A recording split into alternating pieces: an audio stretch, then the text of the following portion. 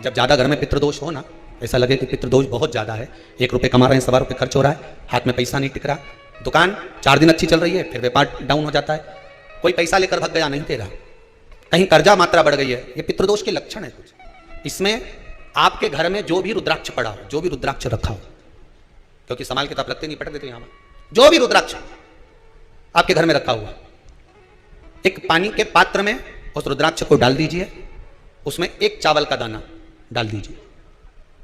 महाराज, परिंदा जहां होता है, मटका, हंडा या रसोई घर में आपका जो पानी भरने का स्थान होता है, जिसको आरो वारो क्या क्या लगा के रखते हो, उसी के कहीं पास में उस कलश को रख दीजिए, ऊपर से उसको ढक दीजिए।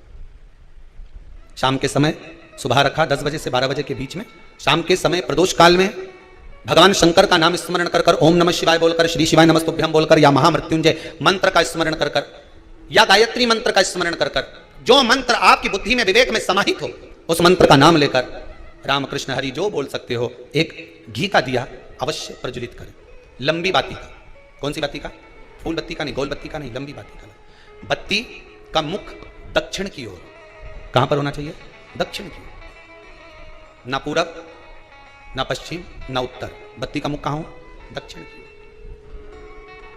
जैसे श्राद्ध पक्ष में ब्राह्मण को जब भोजन कराते हैं तो ब्राह्मण का मुख श्राद्ध पक्ष के भोजन कराते समय अगर पूरब, पश्चिम और उत्तर का होता है तो श्राद्ध के भोजन का फल नहीं मिलता, उसका मुख दक्षिण का होता है, तो हमारे घर के जितने भी पितर उस तिथि में गए होते हैं सबको उसका भाग मिल जाता है और पितृदोष समाप्त हो जाता है। इसलिए ब्राह्मण का मुख श्राद्ध पक्ष में भोजन कराते समय दक्षिण का होना चाहिए। ब्राह्मण का मुख दक्षिण का हो,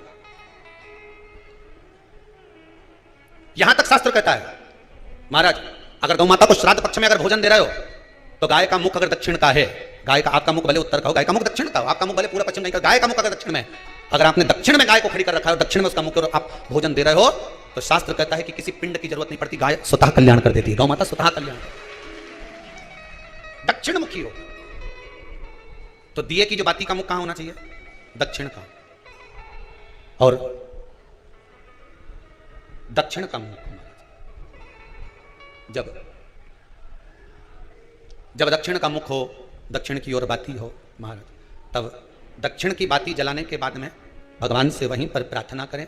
जो कलश रखा है उसके ऊपर जो प्लेट रखी है, ढका गया है, वहां अपना सीधा हाथ रखें और अपने पूर्वजों का, अपने पितरों का स्मरण करें कि मेरे धन को लेकर कोई चले गया, मेरा व्यापार ऐसा चल रहा है, मेरा घर में बच्चों का विवाह नहीं हो रहा, या घर में इतनी अशांति है, या तकलीफ है, या कष्ट है, ये सब का स्मरण कर कर उस कलश को रात्रि भर रखे रहने दें। सुबह स्नान आदि करने के बाद फिर एक घी का दिया दक्षिण की ओर लगाकर सुबह 10 बजे से 12 बजे के बीच में उस जल को शिव जी को समर्पित कर कर जाएं और वो रुद्राक्ष लेकर वापिस आ जाए। महाराज, वापिस आ जाए, उस रुद्राक्ष को अपने घर में रख दीजिए। वर्ष भर वो रुद्राक्ष आपको कभी बीमारी से नहीं घिरने देगा, कभी किसी जगह खड्डे में नहीं जाने देगा, वो उन्नति की ओर ही बढ़ाएगा। भले कोई भी रुद्राक्ष हो, 1 मुखी से लेकर 14 मुखी, 20 मुखी, 18 मुखी, जो रुद्राक्ष आपके पास में, आप तो उसका स्मरण करिए, आप उसका स्मरण करिए।